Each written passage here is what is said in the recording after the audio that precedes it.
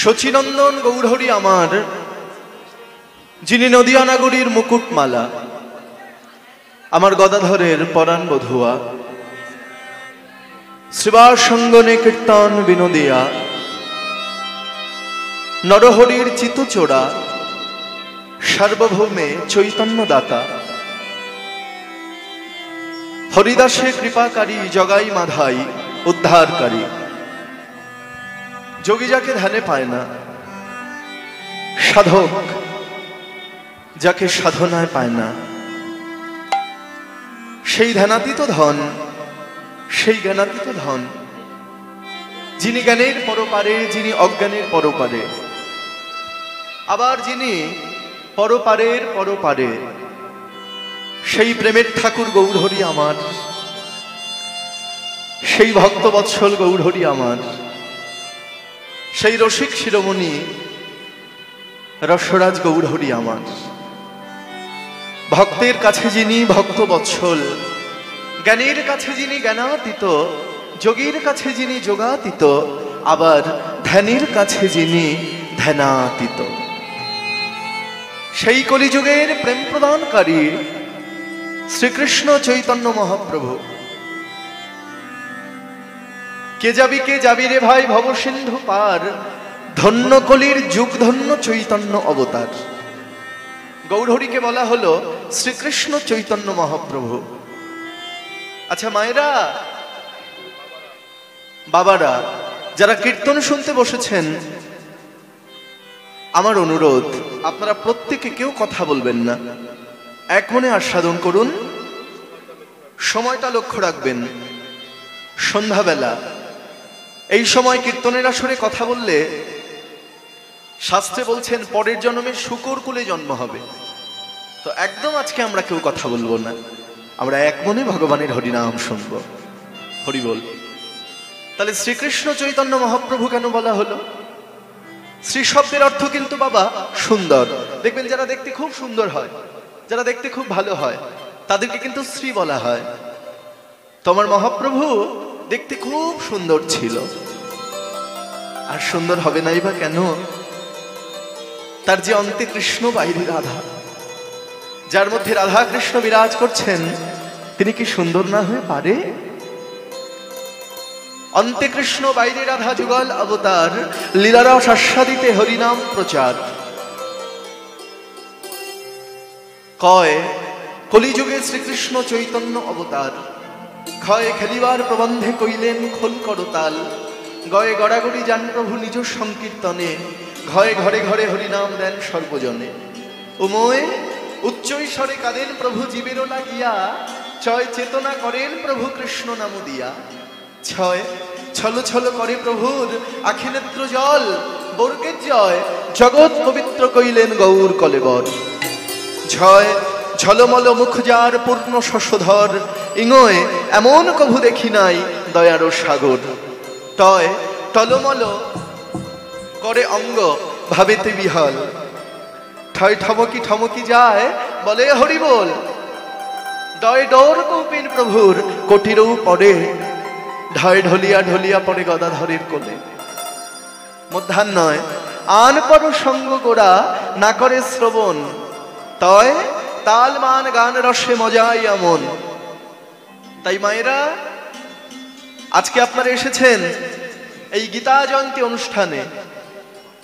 সব জায়গায় বায়না ছেড়ে দিয়ে আমি কিন্তু এখানে আসি, কারণ আমার এত ভালো লাগে, এত ভিতরে যে এত আলো আমি বলে বোঝাতে পারবো না। তো আজকে এই জগতে অনেক রকমের জয়ন্তী আছে, যেমন আমরা পালন করি রবীন্দ্র জয়ন্তী, তাই না? যেমন নেতাজি সুভাষচন্দ্র বসুর জন্ম জয়ন্তী, এরকম অনেক জয়ন্তী আমরা পালন করে থাকি। কিন্তু আজকে এই মদনমোহন মন্দিরে যে এই গীতা জয়ন্তী অনুষ্ঠান পালিত হচ্ছে, এই গীতার জন্ম কোথায়? একটু আগে আপনারা শুনলেন কুরুক্ষেত্রের যুদ্ধে। গীতাতে কিন্তু মায়েরা ভগবান শ্রী গোবিন্দের মুখ নিঃসৃত বাণী লুকিয়ে রয়েছে। তো আপনারা প্রত্যেকে গীতা কিন্তু অবশ্যই বাড়িতে রাখবেন, আপনারা গীতা পাঠ করবেন প্রতিদিন সকালে স্নান সেরে, না হলেও গীতার একটা করে শ্লোক পাঠ করবেন। গীতায় কত শ্লোক? 700 শ্লোক। অধ্যায় কটি? 18 অধ্যায়। আরেকটি কথা আমি নিবেদন করব, আপনাদের বাড়িতে যে ছোট ছোট ছেলে মেয়েরা আছে, কালকে ওরা যখন পড়তে যাবে ওদের অনেকগুলো বইয়ের সঙ্গে আপনি একটা ছোট্ট গীতা দিয়ে দেবেন। কারণ গীতা পাঠ করতে হবে না গীতার সঙ্গে থাক, গীতার সঙ্গে থাকলে ভগবান ওর সঙ্গে থাকবে। আরেকটি জিনিস আমি নিবেদন করব, যদি কোনো মায়ের গর্ভের সন্তান থাকে, মায়েরা ভালো করে শুনুন, যদি কোনো মায়ের গর্ভের সন্তান থাকে তারা যেন টিভির সামনে বসে সিরিয়াল দেখবেন না। প্রতিদিন স্নান করার পরে আপনি অন্তত একটা করে হলেও গীতার শ্লোক পাঠ করবেন। কারণ ডাক্তারবাবু বলে দেয় যে মায়েদের গর্ভে সন্তান থাকলে মায়েরা যেটা খাবে সেটা সন্তানের পুষ্টি হবে, তাই না? তো মা ভালো ভালো খাবার খায় যাতে সন্তানটা ভালো থাকে পেটের মধ্যে, কি গো? তেমনই মনে রাখবেন, আমরা যদি সিরিয়াল দেখি তাহলে পেটের সন্তানটাও কিন্তু সিরিয়ালের মতো হয়ে যাবে। তবে প্রতিদিন যদি আমি হরিনাম করি, গীতা পাঠ করি, তাহলে কি হবে? ওই মায়ের সঙ্গে সন্তানেরও কিন্তু গীতা পাঠ করা হবে, এবং যে আপনার গর্ভ থেকে সন্তানের জন্ম হবে সে প্রকৃত কৃষ্ণ ভক্ত হবে। আর যারা প্রকৃত কৃষ্ণ ভক্ত হবে তারা বাবা মাকে কিন্তু খুব ভালোবাসবে। তো আপনারা গীতা পাঠ করবেন। গীতা গীতা উচ্চারণে কিন্তু ত্যাগী হয় বাবা। গীতা গীতা গীতা গীতা গীতা গীতা গীতা গীতা ত্যাগী।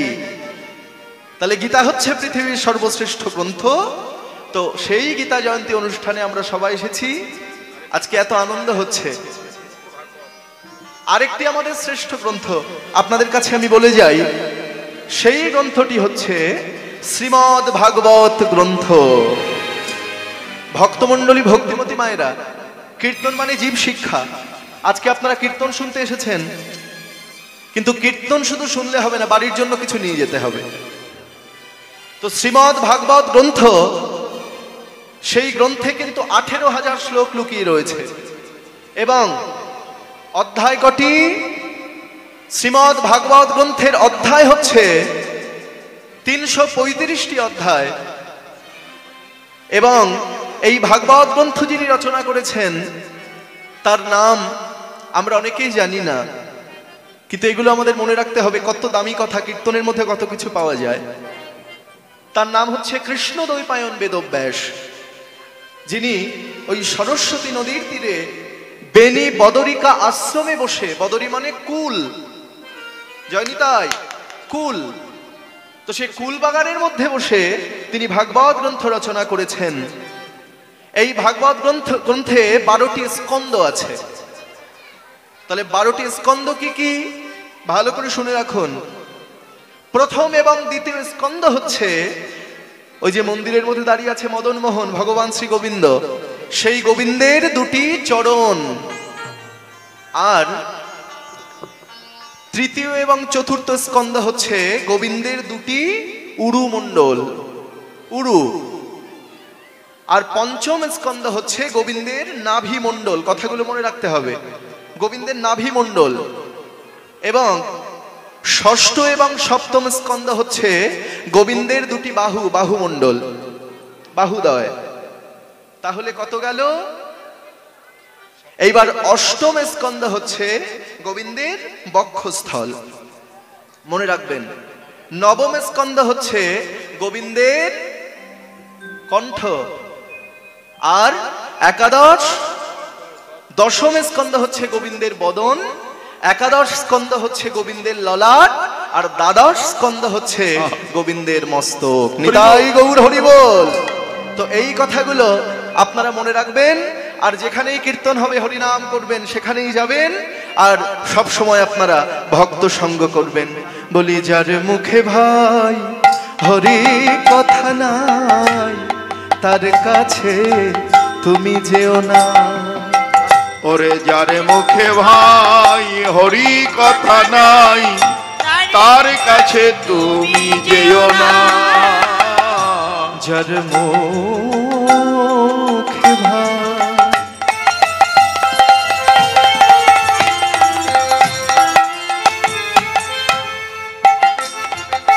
হরি কথা নাই, তার কাছে তুমি যেও না।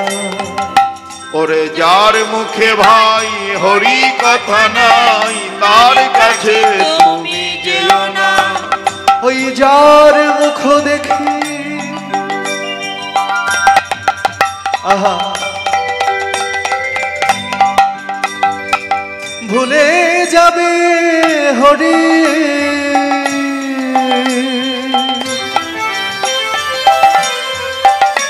ওরে যার মুখ দেখি ভুলে যাবে হরি, যার মুখ দেখি ভুলে যাবে হরি, ওরে যার মুখ দেখি ভুলে যাবে হরি, তার মুখ পানে ছেও না, তার মুখ পানে ছেও না। ওরে যার মুখে ভাই হরি কথা নাই তার কাছে তুমি যেও না। যার মুখে ভাই হরি কথা নাই তার কাছে তুমি যেও না। কদিন রহিবে এই ভব মঝে কদিন রহিবে। ভক্তমণ্ডলী, ভক্তিমতী মায়েরা আস্তে, আমরা কিন্তু বেশি দিনের জন্য আসিনি। দু চোখ বন্ধ করে দেখুন, সব সকাল অন্ধকার, তাই না? আমরা যখন ঘুমাতে যাই, ঘুম ভাঙলে সকাল না ভাঙলে পরকাল। হরি বল। আমি এখন আছি খোকা, কিছুদিন পরে হব দাদা, তার কিছুদিন পরে হব জামাই, তার কিছুদিন পরে হব বাবা, তার কিছুদিন পরে হব শ্বশুর, আর তার কিছুদিন পরে হব দাদু। কিসের অহংকার? এই তো হয়ে গেল। ওই কদিন রহিবে ভব মধ্যে, কদিন রহিবে ভব মাঝিয়া। অবিলম্বে করো যাহা করিবা, কদিন রহিবে ভব মাঝিয়ার অবিলম্বে করো যাহা করিবা। ওই পরের কথা কিবা সে যায় মিছা দাগা তুমি পেও না। আবার পরের কথাই কিবা সে যায় মিছা দাগা তুমি পেও না। যার মুখে ভাই হরি কথা নাই তার কাছে তুমি যেও না।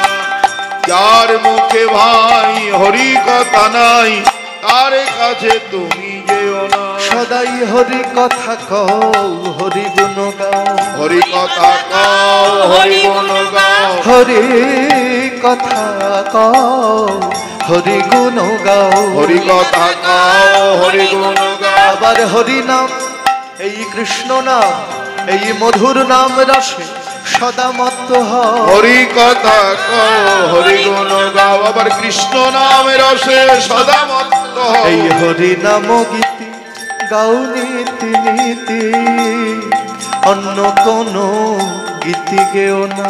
হরি নাম গীতি গাও নীতি নীতি, অন্য কোন গীতি গেও না। একবার সময় থাকতে হরি বলো, একবার বদন ভরে হরি বলো, একবার বদন ভরে হরি বলো, একবার বদন ভরে হরি বলো। বলি প্রেমানন্দে বাহু তুলে বদন ভরে হরি বলো, প্রেমানন্দে বাহু তুলে আজ হরি হরি হরি বলে, আনন্দে বাহু তুলে হরি হরি হরি বলে, প্রেমানন্দে বাহু তুলে হরি হরি হরি বলে, আনন্দে বাহু তুলে হরি হরি হরি বল। একবার বদন ভরে হরি বলো। তাই ভগবানকে যদি লাভ করতে হয়, ভগবানকে যদি পেতে হয় মায়েরা, তাহলে আপনারা প্রত্যেকে মনে রাখবেন, ভগবানকে পাওয়ার একমাত্র উপায় হচ্ছে ভক্তি। ভক্তি যার কৃষ্ণ তার সর্বশাস্ত্রে কয়, ভক্তি বিনা কৃষ্ণ কভু নাহি প্রেমোদয়।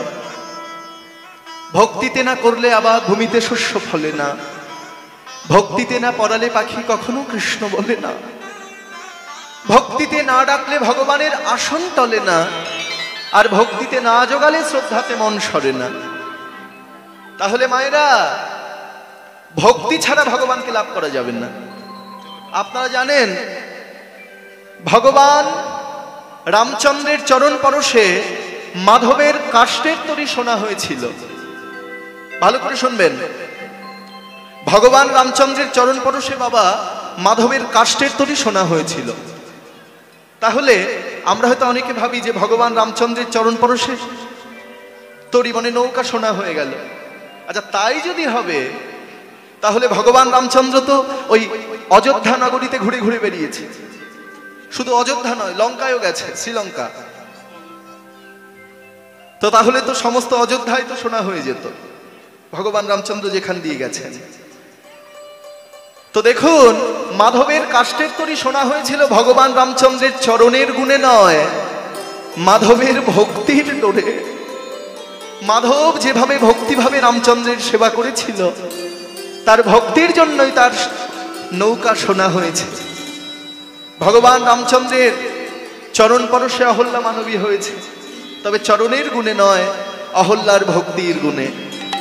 তাহলে ভক্তি ছাড়া ভগবানকে পাওয়া যাবে না, আর প্রেম ছাড়া ভগবানকে পাওয়া যাবে না। আচ্ছা, ভগবান কিন্তু আমাদের সকলের হৃদয়ের মধ্যে লুকিয়ে রয়েছে বাবা।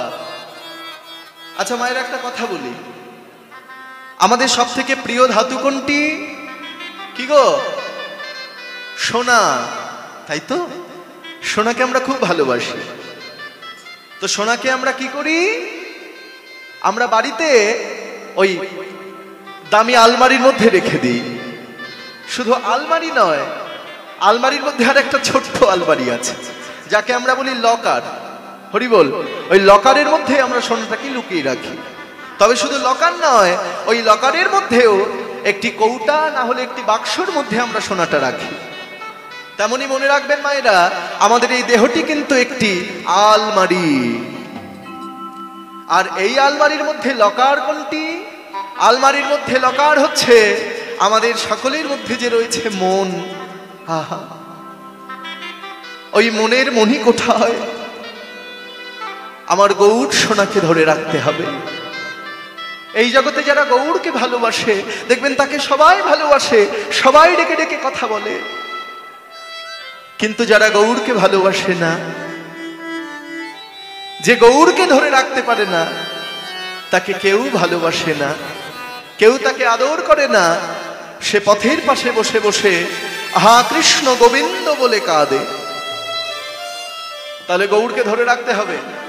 কি গো, কোথায়? তোমায় হৃদ মাঝারে রাখবো, ছেড়ে দিব না।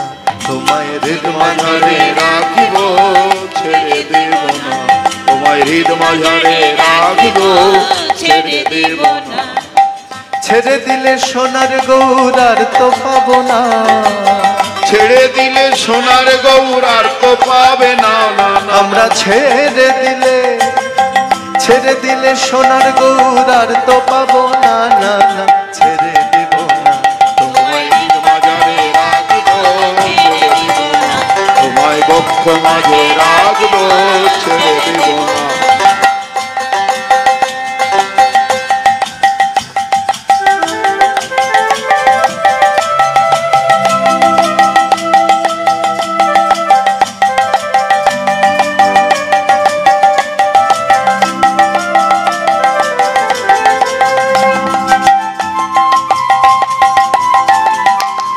উলুধ্বনি হৃদয় গৌর হরিব।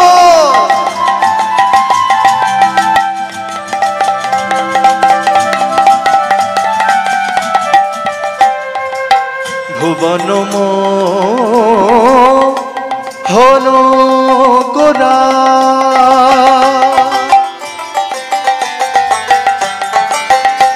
ওই ভুবন মোহন গোরা মুনিজনের মনোহরা।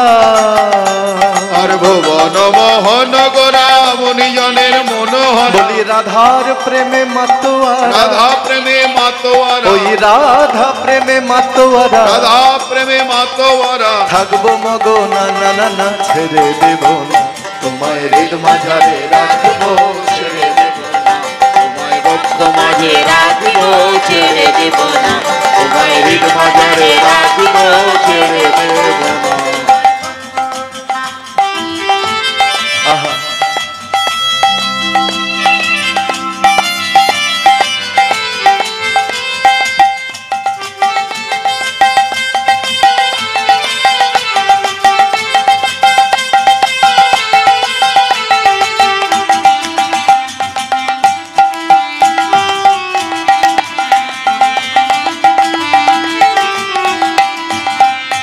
যাব ব্রজের কুলি কুলি, ওই মাগব ব্রজের রাঙা ধুলি।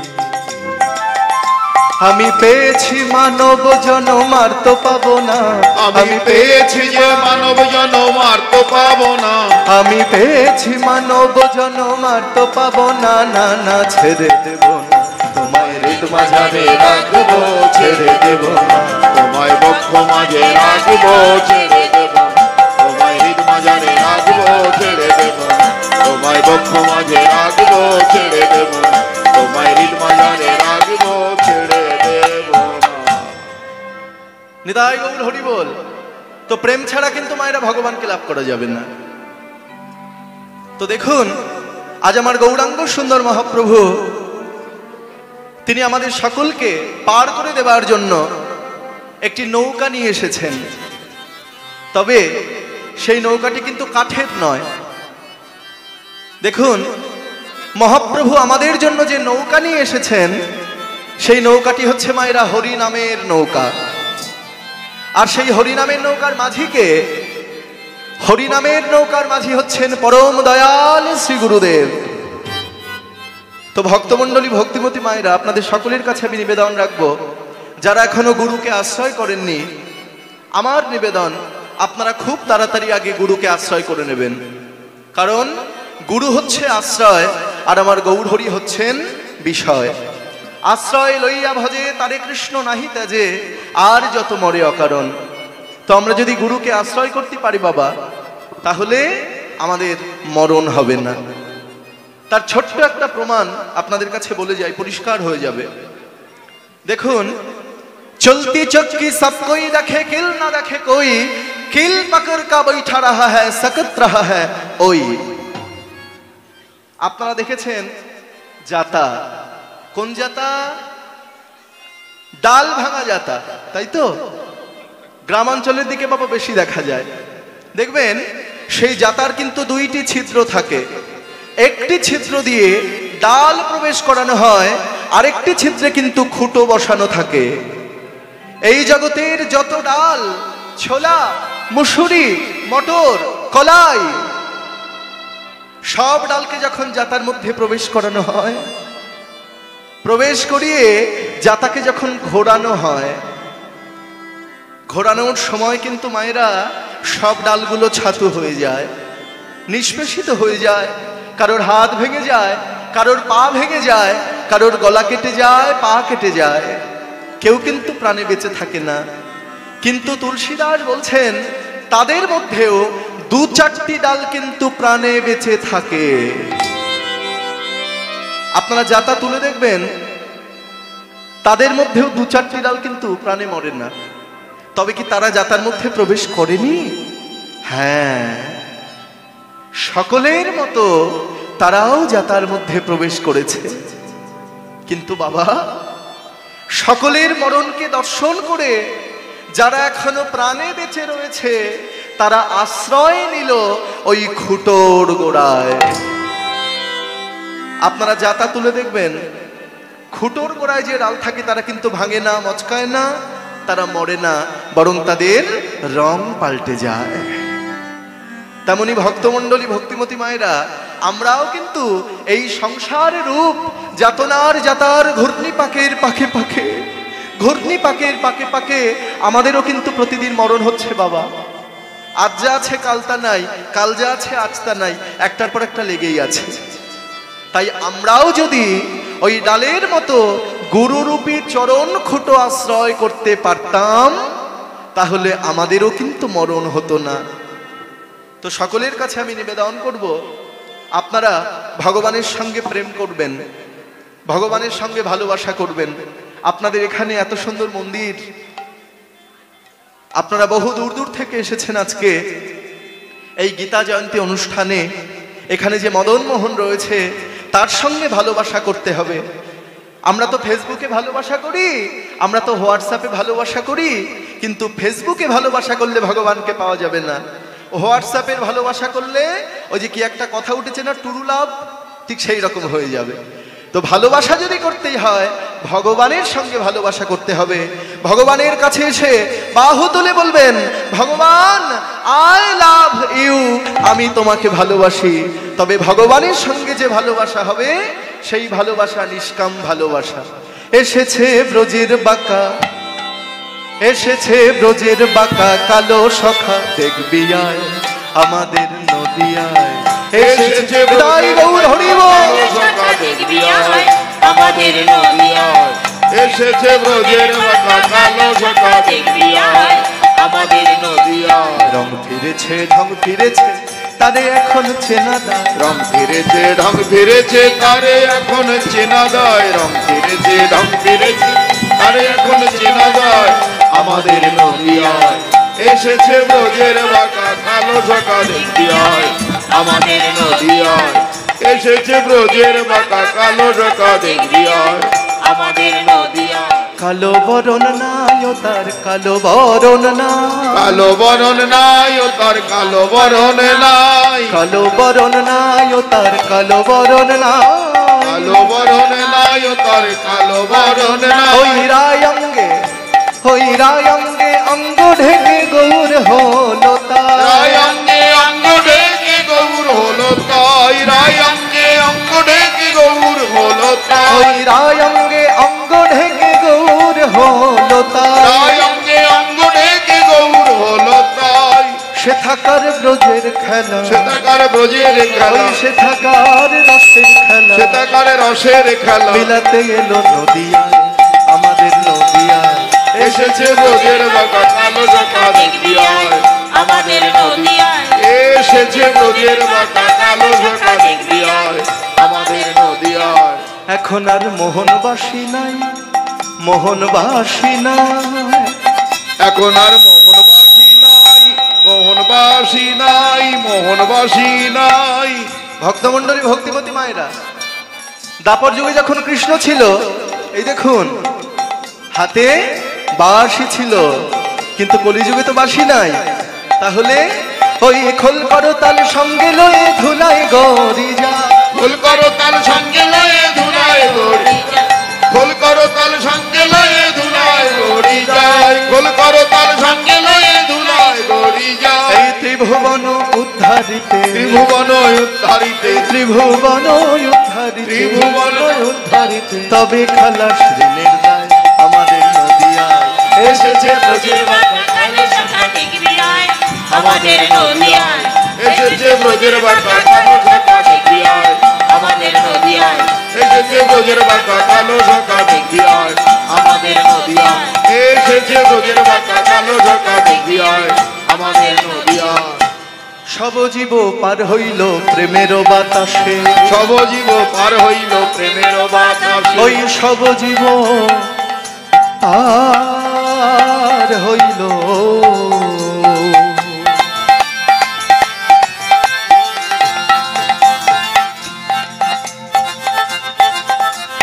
প্রেমের বাতাসে। আর সব জীব পার হইল প্রেমের বাতাসে। বলি লোচন পড়িয়া রইল নিজ করম দোষে, আলোচন করিয়া রইল নিজ করমে দোষে। ওই লোচন পড়িয়া রইল নিজ করম আমার দোষে। লোচন করিয়া রইল নিজ করমে দোষে। আমার হলো না হলো না হলো না হলো না হলো না হলো না হলো না হলো ওই ভব সিন্ধু পারে যাওয়া হলো না হলো না। ভব সিন্ধু পারে এবারে লোচন দাস কেঁদে বলে হলো না হলো না। লোচন দাস দাসকে বলে হলো না হলো না। লোচন দাসকে বলে হলো না হলো না। লোচন দাসকে বলে হলো না, আমার হলো না হলো না। জনিতাই লোচন দাস ঠাকুর এক পাশে দাঁড়িয়ে বলছেন, সবাই গৌর হরির চরণ পেয়ে পারে চলে গেল, কিন্তু আমার ভাগ্যে আর হলো না।